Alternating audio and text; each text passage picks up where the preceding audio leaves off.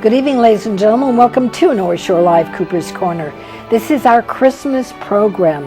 This is December the 23rd, 2015. And I wish you all a very Merry Christmas, a very happy holidays, and a Happy New Year. And we have been promoting the veterans, our American military veterans, and those who are serving, those who have served, and the American Legion, Post 145, was kind enough to allow us on loan one of their female, yes, we do have ladies in the military, one of their female officers. Actually, she's an officer of the post, but we are happy and so proud that Sonia Martin gave us her time this evening to spend for our Christmas program. What a wonderful way to have Christmas and our program of the year, our last program of the year, until January, when I hope there's no snow. Sonia will have to bring us some good luck with that. Yes. And the weather is lovely and balmy as it is this evening. A little windy, but you know, we can survive the wind. It's just the rain that does a number on curly hair. What can I say? Anyway, I'm so proud, so happy, so I cannot say the words. So I'm going to let Sonia Martin talk and tell us all about her life experience in the U.S. military, the Army, and everything. I mean, she's just outstanding.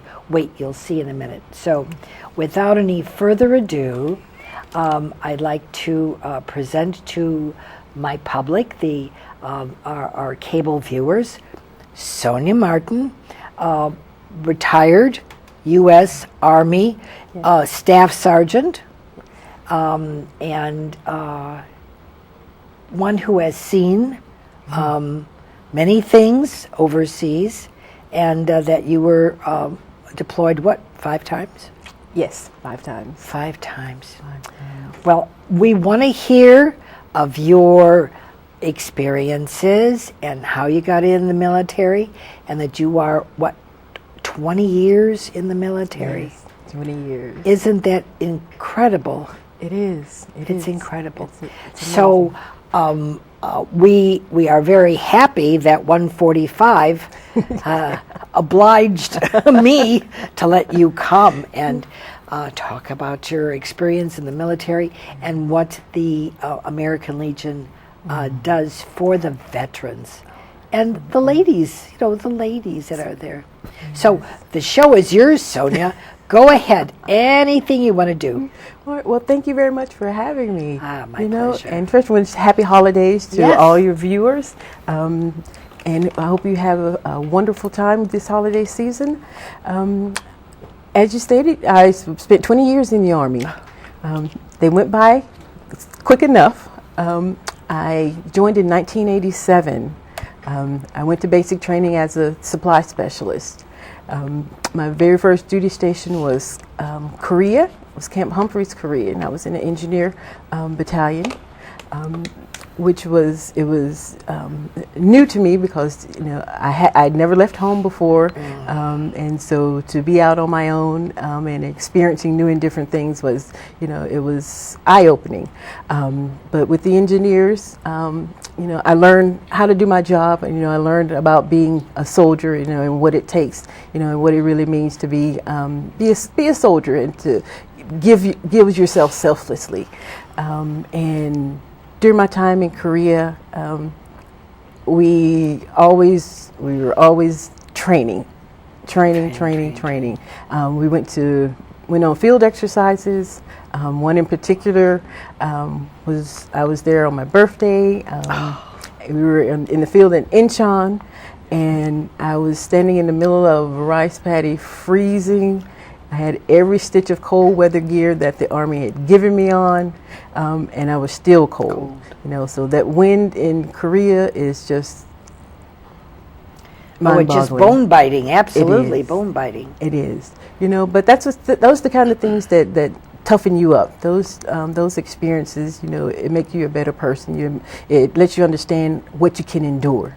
You know, how far you can really go. Sometimes you think you're at the end of your rope, but then you realize there's a little more rope that you can go. You know, and so that's part of the things what I learned during my time in Korea. I left Korea and I went to Fort Hood, Texas. I was in a signal unit, and we deployed to Saudi. We deployed to Saudi Arabia during the Gulf War, and that extreme, we were extremely hot. From cold, I mean, bone-biting cold, to, my God, you could fry an egg on the sand. Yes, you literally could. Searing hot, searing heat. But, you know, the people that you're with, you know, make those experiences better. You know, because even though we were deployed and we were in a strange place, in a strange country, our coworkers, our fellow soldiers, you know, that's what got us through each day. And, you know, we all made it home, which was a good thing.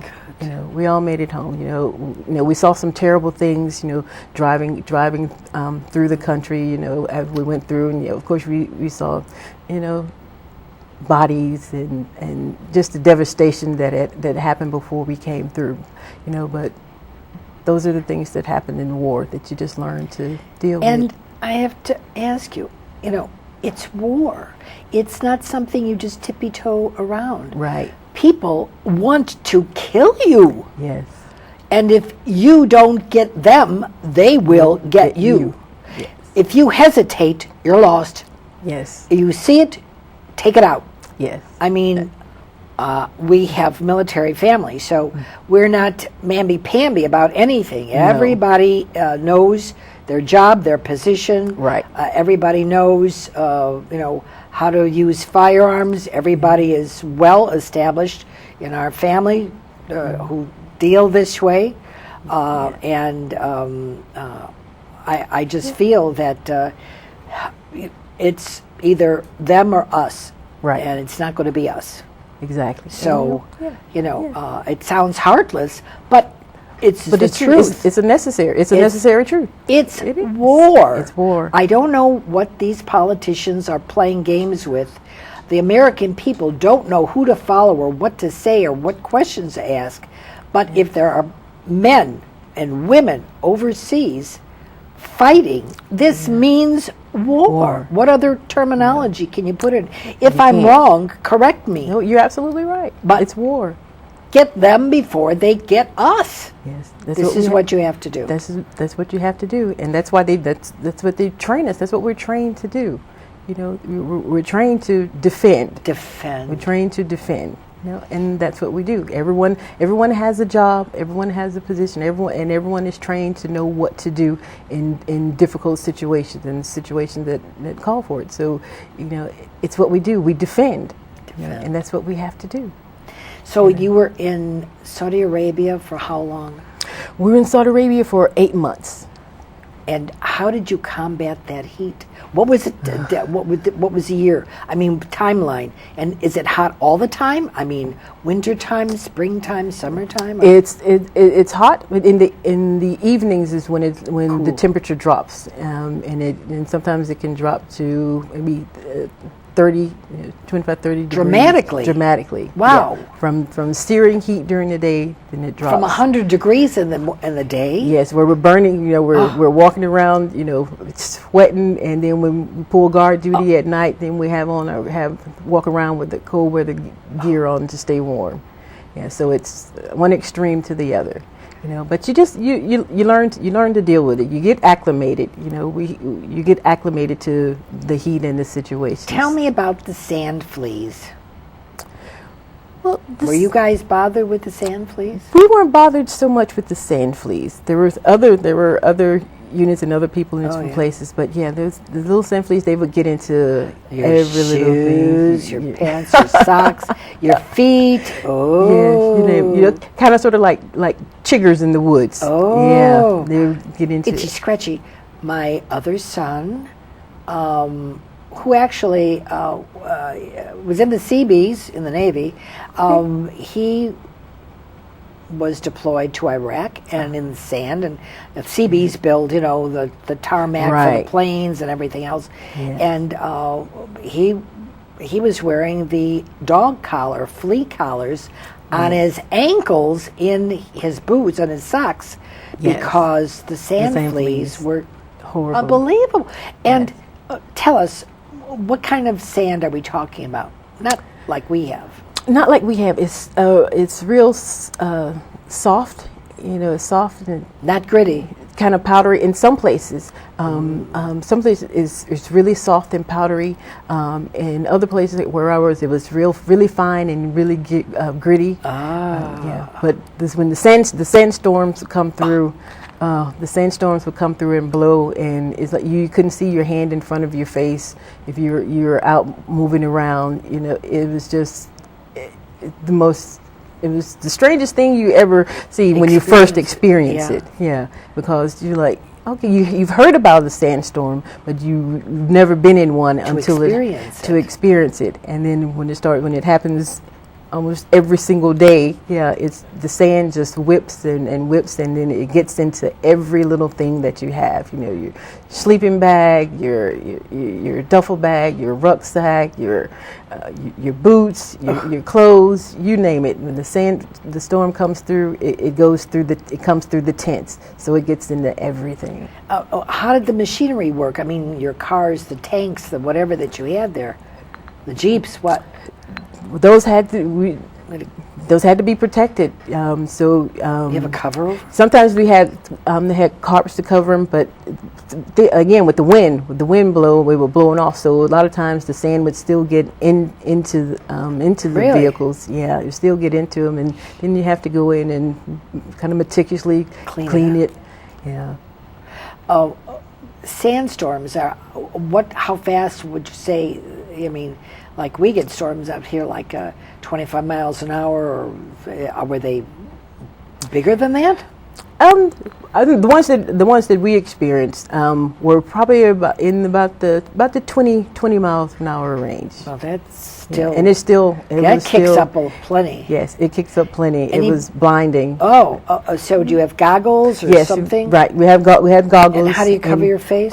We had a little headpiece, a little hood headpiece that we wear to cover our nose, and then we had the goggles. To breathe, how could you breathe in that? How were you could breathe, but you just try to get out of it and get inside of a tent as quick as you could, instead of standing out in it.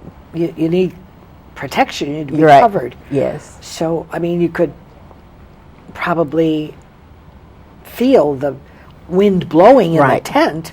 Yes. But you had some means of... right, we had some means of protection. You know, the tent provided some protection for us.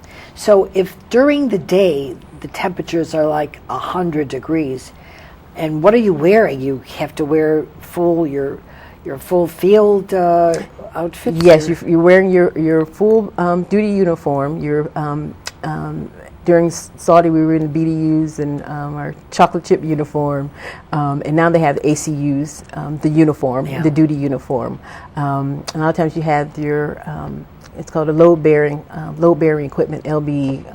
You had on, and your weapon, and you usually wore that. But how did you cool yourself? Did you have water? Did you have enough? Things to maintain your vitality. I mean, and what about food, water, food? What did you do? What was? We had plenty of water. We had plenty of water. We had bottled water, and then the Army has water tanks, what they call water buffaloes, and which has potable water to drink, and with food, we had MREs, meals ready to eat. We know what those things are. Oh, good grief. Yeah, so we would have those. Maybe sometimes we have them maybe twice a day. But we also had cooks with us. So and they had an what's called an MKT, mobile kitchen. Oh, yeah. And so they would cook on the kitchen, and they would go to their supply point where they could go to and. It's like a chuck wagon, you know? Yeah, exactly. That the Westerns had a chuck wagon. Okay. Exactly. So we at least had a hot meal at least once a day. You know, sometimes we had breakfast also, but at least we had a hot meal at least once a day. But when you eat the food, can you taste the grit? Are you in a tent when you're eating, or are you out in the open? Yeah, we had eating tents set up, or you could go back to your own tent. Okay. And eat. Yeah. So what? Well, like, give me an example, like a day breakfast. The day starts, and you have breakfast, then lunch, and then dinner. And what are the meals that you guys? I mean, it's not home cooking. What can I say? But they tried to get it as close to home cooking as they could. They did. They tried. So for breakfast, let's see. For breakfast, they would have scrambled eggs, a sausage, either a link sausage or patty, yeah. Bacon, biscuits, and these are all prepackaged. That they put in hot water. Wow. Yeah. Sometimes. How are they going to be able to bake? I mean, you could bake it in the sand, but well, in the kitchen they have some of the they have some things where they could like they have a grill where you can cook scrambled real eggs. Oh. If we were lucky to get real eggs. Yeah. So they had, where are you going to find a chicken in the desert? Yeah. Give me a break. Well, at the supply point, they would fly in different food stuff. Okay. So they would fly in. Sometimes we get it, but mostly the eggs they just wouldn't last. So we had those rarely. So we would have the powdered egg. But yeah, and then of course you'd have a drink of orange juice or fruit juice or something, and sometimes you had pancakes or waffles. What time is? Breakfast, it just depended on what was going on, what the mission was.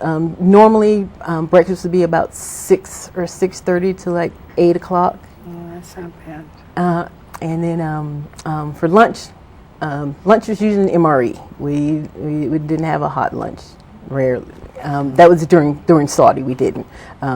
Iraq was a different story, but during Saudi, a dinner was another hot meal in the mess tent, and sometimes we would have baked chicken, corn, mashed potatoes. Really? Yes, we would have food. Sometimes there were a few occasions we had steak and lobster in the desert. And here David said, the Army never gets the food that the Navy gets. The Navy always gets steak and lobster. Yeah, well, I'd say we had a mess sergeant who was really diligent about going out and finding things. Nice. Our Sergeant Ruff, he was always out on the road. You have to dig awfully deep through that sand to be able to find steak and lobster. Yes, he was a magician.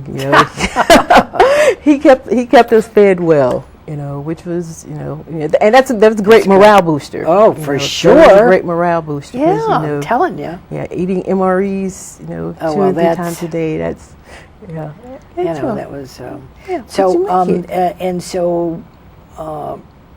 Then nighttime. What time was? Did you change shifts or whatever? I mean.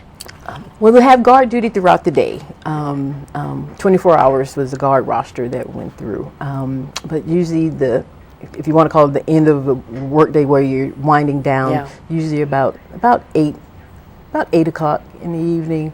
Because usually you have a meeting. The NCOs would have a meeting with the first sergeant commander and discuss what's going on for the next day or so, or whatever mission is coming up. And then after that, you had free time if soldiers weren't pulling guard duty. But then they would pull guard duty, maybe 2 hour, sometimes 2 to 3 hour shifts pulling guard duty. Then you're off on your own. Then it's your own time. Yes. So eating time. How many would you say can eat at a time? I mean, 10, 12, or when they prepare all this food. I mean, nothing goes to waste. Right. No, the whole company would come through during those dining hours. Yeah, the whole okay. company. Everybody So it was comes right. So if 300 of us, Wow. will eat during that time frame. What do they do with the dishes? I have to ask about dishes. Yeah. Well, there was plastic. They're plastic and paper. Okay. So we threw That's those a good away. way to serve. But it's Christmas time. I can't serve on paper and plastic, so we got to wash the dishes. But Yes, we do. They weren't serving anything that you couldn't eat with that plastic fork or Right. knife or stuff. No. So it's all soft and digestible. So that's all right. Right, and the utensils that they cooked with on the MKT, they had what's called an immersion heater, which heats up the water really, really hot, where they could wash those. Yeah. So it was pretty sanitary. Because I was going to ask, no recipes you wanted to come bring back home to cook with? Nothing like that. Nothing like that. Nothing like that. No. We leave that all there. And Korea, when you were first stationed, is it like MASH? Was it like the MASH? Funny you mentioned that. I was on Camp Humphreys, and the 4077th MASH was our hospital. Really? Yes. That was our hospital. It was still working. It was still up and running in 1987, and that's where we went for all our medical care. It was right on the base with us at Camp Humphreys. Because my mother was friends with Gelbart, who was the producer of MASH 4077 on the MASH unit. And, I was going to go meet him one day. I don't know what transpired. We just never got to meet. But I met his mother. She came for lunch. We talked all about how her son is in California, talking and producing these things that are in Korea. When they're in California, hello. And because it was bitter cold. I mean, it is cold. It is cold. It is. It's a bone-chilling cold. It's like the wind. The Windy City has nothing on South Korea. Well, Windy City is just because those politicians talk so much. It's the wind. That's the politicians. But when the wind comes up, you really feel it. Wow, that's incredible. Yeah, you do. It does. It goes through you. Your blood feels like ice. So you went from the extreme cold to the extreme hot. Did. How many tours did you do there in Saudi? And so just the one. One. Yes, we just did one. So then where did you go? After that, I went to Germany. I went to Germany to aviation brigade. Okay. And I was 158th Aviation Brigade, and we were in Frankfurt. Later we moved to Giebelstadt. But with them, I deployed to Somalia. Another heat Operation hot Restore bath. Hope. Oh my goodness sake! Yes. So cold to hot to cold to another hot, steamy hot. The desert was dry hot. Yes. Now Somalia is steamy as tropical. Yes, it was. It was. The humidity was just just unbelievable. Well, I'd never be able to go there with my hair. Forget that. I can't do humidity. Absolutely not. Yeah, the humidity was terrible. But yeah, and of course there the sand was, oh my goodness, like baby powder. It was like baby powder, and when sandstorms came through there, just same thing. The same thing. It was blinding, but then because the powder is just. How do you get rid of it? How do you? Well, you just have to shake all your stuff out, sweep out your tents. But it's only coming in again. What do you do? It's only coming. You a lot of times what we do, we will cover our cots and our sleeping bags and stuff with trash bags. Oh, smart. Yeah, that would. So then nothing's gonna come. Right. Through. It mitigated it some. A great deal. Probably 80%. A little still got in under, but it wasn't as much as if it was uncovered. They don't have scorpions out there, do they? They do. Oh, I didn't want to ask it, but I had to. Yes. So what they do you do? Scorpions this big as your hand. Big as your hand, and they would be under. We would have in our tent. We would have these wooden flooring, sure. and they would get under the wooden flooring. Like a pallet. It was like a pallet. Yeah, and they would get under that, and so every morning you had to make sure that you shook all your stuff out. And what do you do if you find it in your boot or something? You kill it. How do you? You stomp on it, you grab something, you grab the butt of your weapon, and yeah. Did you find any? Did you? Yeah. Oh yeah. They're plenty in my tent. Yeah, on regular occurrences. Oh my goodness sakes! Yeah. So just something you learn to look out for them. So the insect or whatever you could call it is the scorpion, but you didn't have any spiders, any creepy crawlies like that? No, we didn't. At Ballydogle, at the party where I was, no, we didn't. Our biggest issue was those scorpions. Scorpions. Our biggest issue was the scorpions. Which which made some days interesting.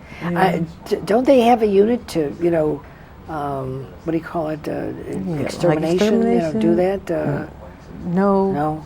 You're on your own. We're on our own. And so what happens if somebody gets stung with one of those or bit or whatever? Well, we had medics. We had medics, and we had an aid station where we had medics there that would take care of them. Goodness sakes. Yeah, so I think we had a couple. So Somalia, how was your food? Did it stay the same? Did it change because of the area or your weather? Or no, it stayed the same. We still had MREs. In Somalia, we didn't have hot meal as often as we did in Saudi. So we had MREs more often. Sometimes we had them 3 times a day.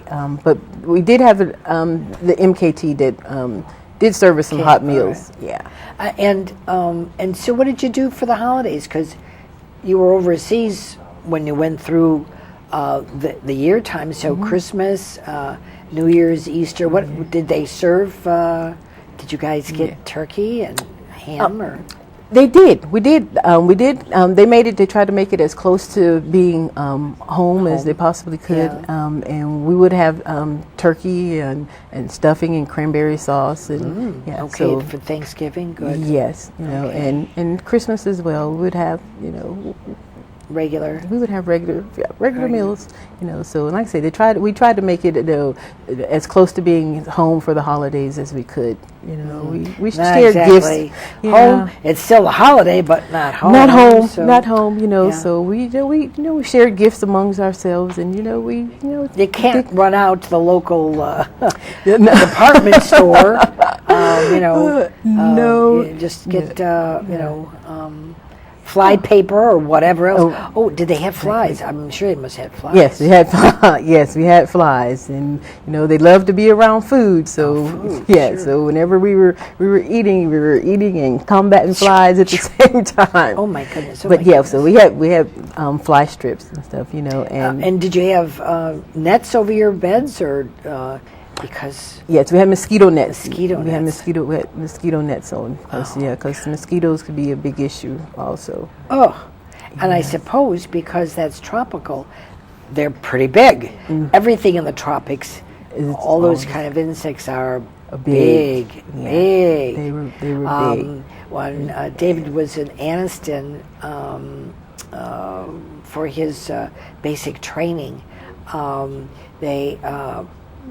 they had the military police, and they had chemical, and I saw some of those. I thought they were toys, a wind-up toy. That's how big it was. Wow. I saw this.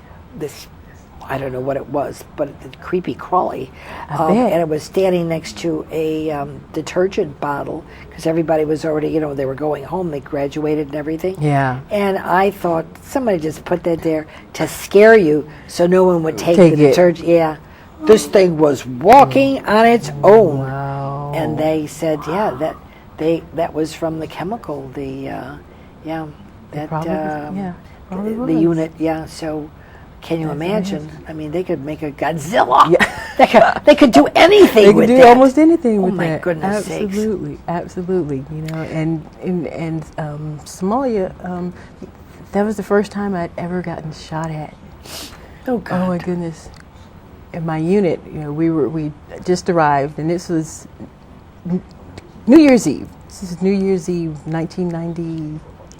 I believe, and we were traveling from one point to another, and we were on the back of this 5-ton truck, all these soldiers on the back of the truck, and we're just driving down the road in Mogadishu, and all of a sudden you hear pings off the side of the vehicle, and we're like, we're being shot at.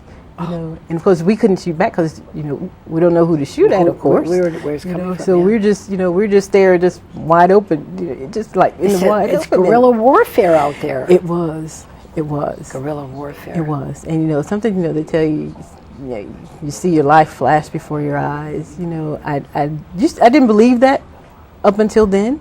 See. And then I realized it's real, and then and I realized that some things in life that used to seem like they were insurmountable, they don't mean that much. They don't mean that much. You have to get down and realize what's really important.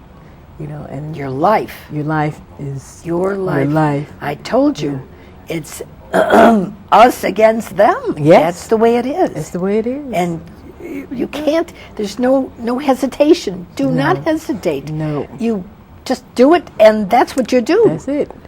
That's what you do. That's exactly what you do. Because we're defending. You have to defend yourself. You have to defend yourself and those around you. And so from Somalia, then where'd you go? From Somalia, I went back to Fort Hood. Back Texas, okay. No, I went to Fort Leonard Wood. I'm sorry. I went to Missouri, Fort Leonard Wood, Missouri. And I was in a basic training unit there. So I was the supply sergeant there, and so the trainees. You've had a number of different areas that you've moved into. I have, yes. And a number of areas that you've learned different aspects. Yes, I have, and that's the one good thing about the job that I had, the MOS that I had, was supply logistics. We could be placed in any type of unit. The supply sergeant is is a diverse MOS that can go anywhere. And I've been in engineers, aviation, like I say, training, signal. And so I've had a vast array of units that I've been in, that I've learned different things from. Incredible. And they all teach you something. No matter where you are, what you do, you always learn, about what they do. And so I'm grateful I've had that experience. They must be tickled pink that they had somebody coming with prior experience. I mean, you weren't just shipped in and didn't know what was going on. Exactly. Yeah. So It was always good to have someone who's experiencing some things to come in. Yeah. So Somalia, then you went. How long were you there? 8 months. I was in Somalia. We were there for 4 months. Oh, 4 months. We were there for 4 months, and then they went to Fort Leonard Wood, Missouri, and I was there for 2 years. 2.5 years. Ooh. They said Fort Leonard Wood is the hellhole of the world, and they stuck you there. Oh my God! Could you not transfer somewhere? I could not, but what I found at Fort Leonard Wood, that Fort Leonard Wood is one of those diamonds in the rough. It's one of those hidden gems. Of a gem. Take off your colored glasses. Oh my goodness. Yeah, it was great, because because I was in a training unit, we had time to go to school, take classes, and some places you don't get that opportunity, unless you re-enlist for that particular option, but there it was highly encouraged for you, take a class, go to school, which was great. Well, you didn't take painting. No. And you didn't take crocheting or knitting. So what did you take? Psychology. Oh, that's a zinger. Okay. Yeah, but it was a good thing. It was good, and it was good to see the trainees also as they come. You see them when they first get there as brand new civilians that have no clue what they're about to get into. Oh, see what I told you? Exactly. I told you that, and then you watch them go through, and they grow each week after week, and then they graduate, and they're a soldier, and they're strong, and they're proud of what they've accomplished, because it takes a lot for them to go through basic training and learn marksmanship, and learn how to set off a claymore mine. It takes a lot, and so that was a great thing to see those young kids do. What's the age? What's the youngest to the oldest that the military will accept? 17. 17 is the youngest. Is the youngest, and they have to be graduated from high school at that point, or no? Graduated from high school or have a GED. Okay. Can they do the GED in the military before they enlist? I'm not sure. I think I think there was a time when there was a waiver that they can get, and then they could get the GED in while they were in. But as long as they got their GED. And what's the oldest that they would accept? The oldest. Because don't forget they've got to go through basic training. You can't have some older person that really can't make it. So yeah. So I'm not sure right now what the oldest age is. But I know there at one point it was, I think, somewhere like maybe between 39 and 40. 40, really? Yeah, at one point. But I'm not sure exactly what it is right now. They could still maintain and keep up with a march and backpacks. What's the heaviest load that you carried, for doing, usually during a ruck march, a lot of times the weight would be 50 pounds. But a lot of times it depends on what type of unit you're in, and what you're doing. But yeah. But once you get adjusted, to what it. about the other ladies in the group? I mean, how did they handle it? I mean, did you have anybody that was just said, I can't do this anymore, I got to go home, or I can't do this? At what point, what is the point that they couldn't handle it? Well, there are sometimes there are some soldiers like in the basic training unit. There were some females. They all tried. They all gave their best. And I think for the 2 years I was there, it was rarely, maybe one or two, but they may have gotten injured. And they had to go home. But they were happy about going home. Yeah, because they were ready to go. Ready. Yeah. I mean, but nobody was complaining about the fact that it was too hot or too cold, or no. They went through it. They were able to stick through it. Right. They were able to stick. And did you guys? I mean, at that time, I mean, you were already an officer. You were a sergeant. So, do you share a tent, or do you sleep separately from the rest of the group, or? No, usually each section, each company has different sections, like the supply section, the chemical section, the training section, the motor pool section. Sergeant Bilko. Yeah. Absolutely. Motor pool, Sergeant Bilko. Right, and so we all had our own tents, and usually, like me, I would share the tent with my soldiers. Okay. Oh, all right. Yeah. So my soldier, we would sleep in the same. We would sleep in the same tent. And some units would, when I deployed, they would have male and female tents. So all the males would sleep in tents together, and all the females would sleep in tents together. Yeah. But usually, I had my own. I would have my own tent as a supply sergeant. Boy, that's yeah. Well, because I would have to have the supply room in my tent. I would have to have the supply room, so I have all the supplies. That's like the cook sleeping in the kitchen. Yes, but that's all right. You got the food all around you, and you got everything you need. If you're hungry, go to the icebox. There you go. So exactly. Okay. So for 2.5 years, you were at Fort Leonard Wood, Missouri. Lost in the woods. Holy moly! Yeah, it was. And then did you go back overseas, or no? That was it. No, I went to Korea again.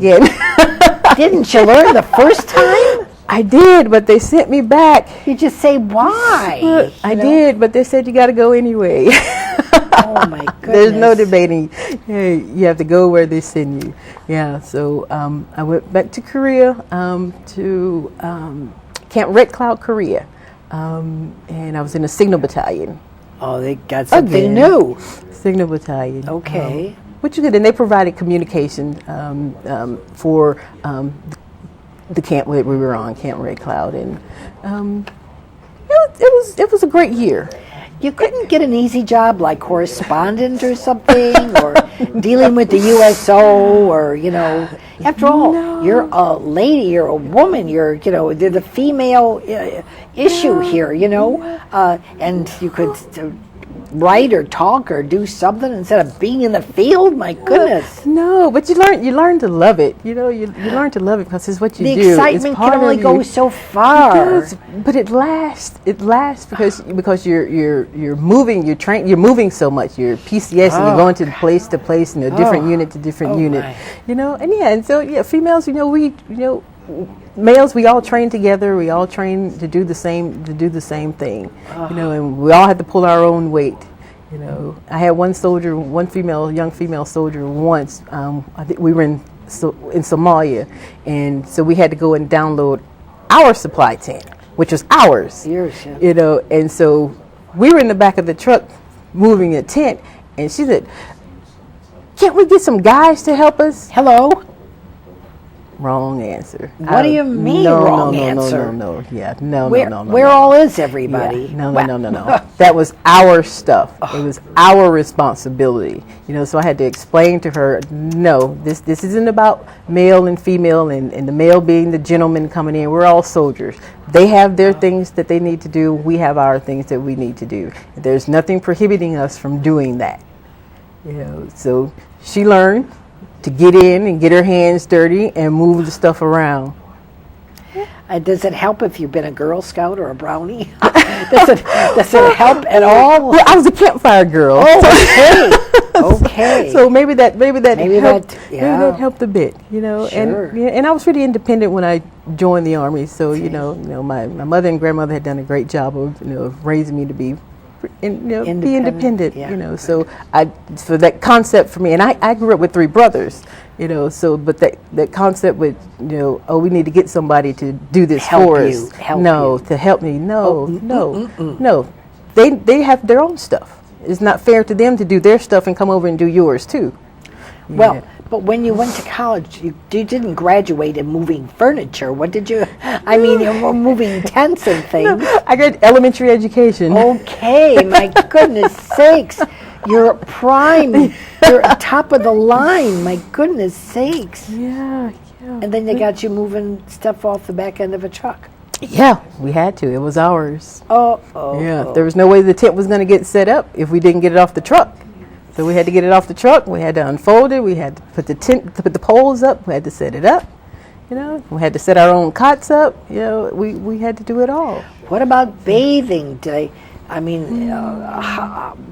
has got to be something you got to dream about, because it couldn't be possible because you're on the move all the time. Well, couldn't be like Hot Lips, could it be? And 4077? No. Is that all pretend, or was there stuff like that? Well, there were kind of stuff like that. Well, we had in different deployments, we had different things. Yeah. For Saudi, we had this makeshift wooden box stall, and we had what's called an Australian shower. It's a little canvas bag with a little twisty shower head on it. You pour the water into it, and then you stand under it. And it's a do-it-yourself shower. It is. Oh, absolutely. Boy. And for Somalia, the engineers and the CBs had come in and built this shower building. It's like a bank of showers. Yeah. Right, and you can go in. It has stalls. It has sinks. Oh, wow. So you can go in and take showers there. And Iraq was a little different in the beginning. Yeah. See, it was like camping out, but this is perpetual camping out. It was ongoing. Ongoing. So from Korea, then where did you go? What did you do? From Korea, I went to Fort Hood. Fort Hood. I went back to Fort Hood, yes. Holy cow. Went back to Fort Hood. I didn't have a deployment there. I was there for 5 years. I didn't have a deployment with that unit. Wow. Didn't have a deployment with that unit, which was a nice. It To was be nice home leave. in Yeah. America. And by that time, we just gotten married. So I got married on leave from Korea to Fort Hood. So that was a good thing. So military love story, romance. Is that? it is. We actually met at basic non-commissioned officer corps. It's called BNOC in Fort Lee, Virginia. Okay. I was stationed. Of course, I was stationed at Fort Leonard Wood, and he was en route. He was PCSing to Korea, and so. Was it love at first sight? Was it? No. Usually it's like, I don't know. It was close. We see all these pictures, and it's his eyes meet her eyes, and it's love at first sight. No, it just. It took a couple of weeks. Oh, a couple of weeks.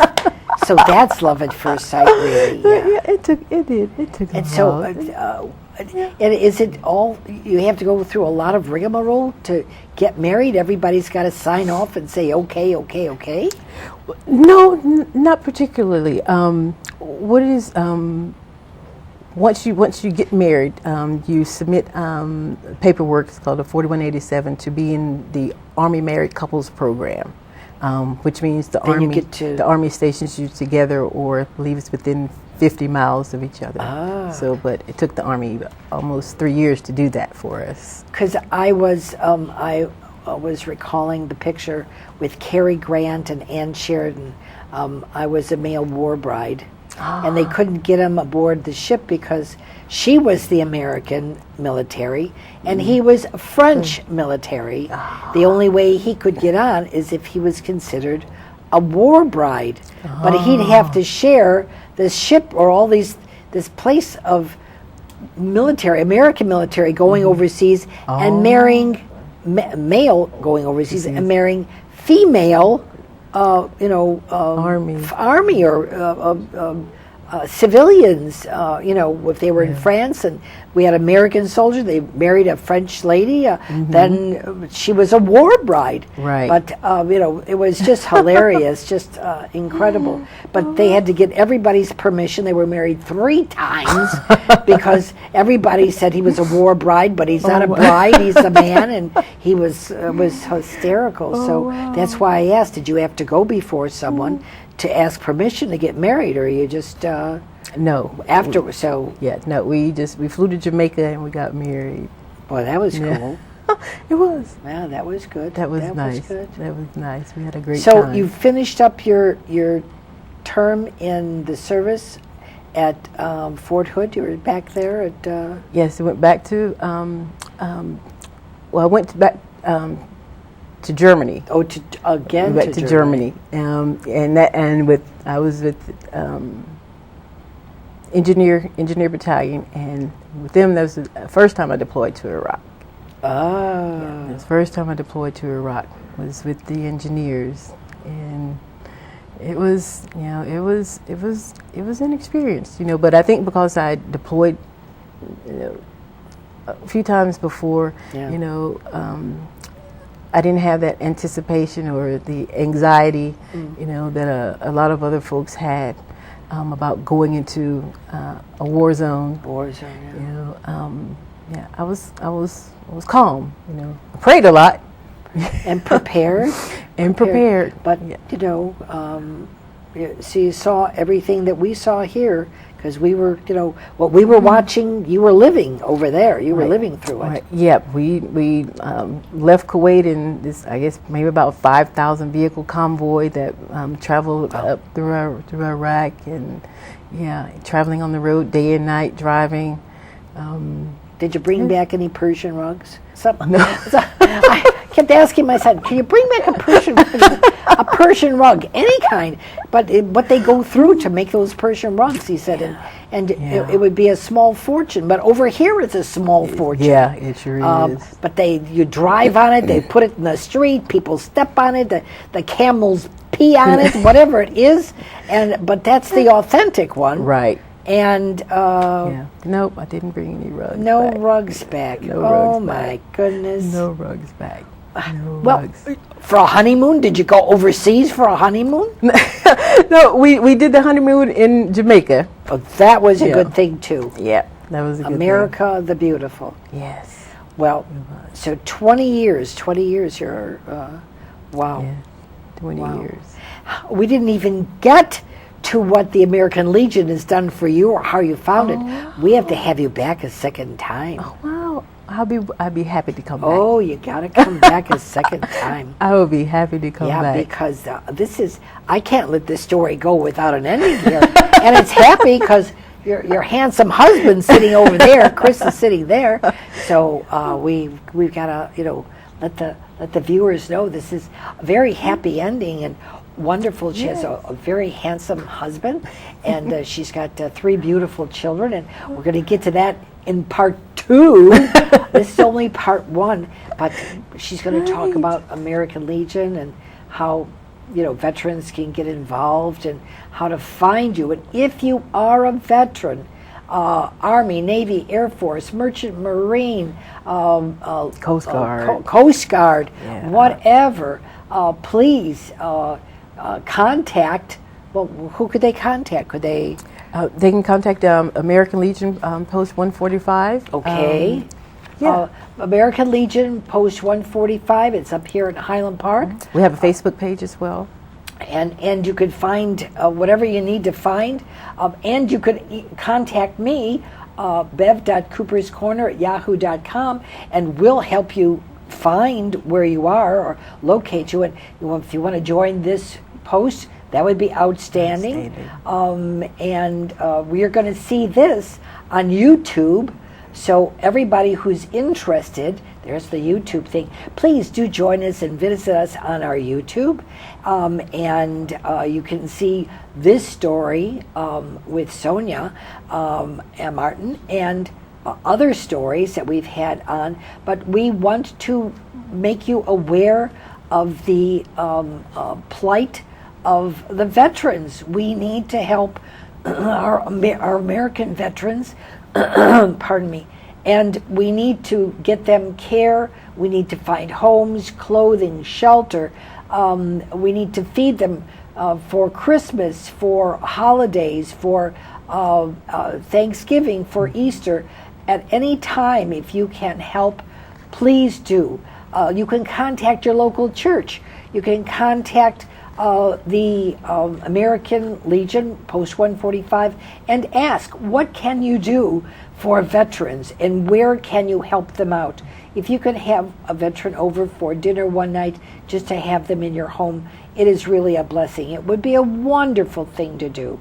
And I know that your heart is with them and they need you. They need family. They need Americans to appreciate all that they've gone through. And you heard Sonia's trials and tribulations, from unbearable cold to unbelievable heat and scorpions and being shot at. And listen, we need to protect our veterans. My sons, your sons, their daughters, our daughters are all together. We're all Americans fighting for freedom and liberty in our country and other countries around the world. And for Sonia to give up her freedom, actually, to be able to fight for freedom for others, and not be able to have the amenities that we have here, I can tell you I feel this because I am the mother of 2 veterans and the wife of a veteran, and specifically the fact that this is a lady veteran. This is the female species here. So we want you to appreciate her as much as We appreciate her. I appreciate her. And she is so kind to spend her evening before Christmas Eve to be on the program. And we want to wish her a very Merry Christmas, a Happy New Year. And this is only part 1. You can't get out of part 2 because we need to know what transpired after that. All right. Yeah, we need to know. And next time when you come on, bring some pictures of the kids, of the family, and how you spend Christmas now. So people, I just got to ask, did you have Santa Claus there? Was there a Santa Claus? We did have a Santa Claus. In Iraq, we had a Santa Claus. We actually went caroling in Iraq as well. Yeah, we did. We had trees, decorations. Yes. A Christmas tree with palm trees? No, kind and generous people sent them to us. Isn't that nice? Yeah, the American people were great. Nice? They sent care packages to us, and it was wonderful. Wonderful. Isn't that nice? Yes. Isn't that nice? I'm just so proud of you and of Chris for what you've gone through and how you've cared for everyone and now caring for yourself. It's just unbelievable. It really grabs you at the throat because this is a real life experience. And you're a female, you're a woman, you're a lady, and for you to be able to tell the other ones in your group, we can't wait for no men. We got to do this ourselves. That's right. You have to. Oh my goodness sakes! Oh my goodness sakes! Yes. Campfire Girl helped you out. Yes, it did. I'm a past Girl Scout leader, so I know that. I've been a Girl Scout, I've been a Brownie, and my daughters and everybody, so we camped out. I wasn't too happy about camping out, but we did that when the girls were little, camping out, and how they taught us to make scrambled eggs and bake it on the open can of the fire. Yes. My youngest daughter was a Girl Scout, and she loved that part. Yeah, she loved the part cooking. Yeah. That was okay. Smelled good early in the morning. Yeah. Smelled very good early in the morning. Yes. Well, is there something you want to tell our viewers before? We're on cable, we're live. Is there something you want to tell our viewers before we have to close the program? Or well, I'd just like to tell them, if you see a vet, think of it. Thank them for their service. We're very appreciative of, the American people, appreciating what we do on a daily basis. And, help where you can, wherever you can. If you can go to the VA hospital, go to the VA hospital and help. There's always a capacity or something that's needed. If you want to donate something, donate some coffee and cookies, some, like you said before, gently used clothes, magazines. Anything is appreciated. Because the veterans, they really, really appreciate anyone coming in and doing something for them, and it's the least we can do. It's the least we can do for the service that they've given for the country. And God was good to you. You came back whole without any injury. Emotionally, you have to kind of wind down and then come up again, but you had a husband, so you weren't alone. You had someone you could lean on. That's God's blessing to you. That was great. Yes, that was great. So we want to thank you so much for being on the program. You're very welcome. Thank you for your service. Thank you for your service. You will be back again. I will be back. And thank you. And thank you for allowing us in your home or your place of business. And we want to wish you all a very Merry Christmas and a Happy New Year. And yes, we say Merry Christmas on our program. We are for everyone. Happy holidays, Merry Christmas, Happy Kwanzaa, whatever you celebrate, we're happy for you. And have a pleasant evening, a very safe week. And if you're going to be driving and drinking, find someone to be able to drive.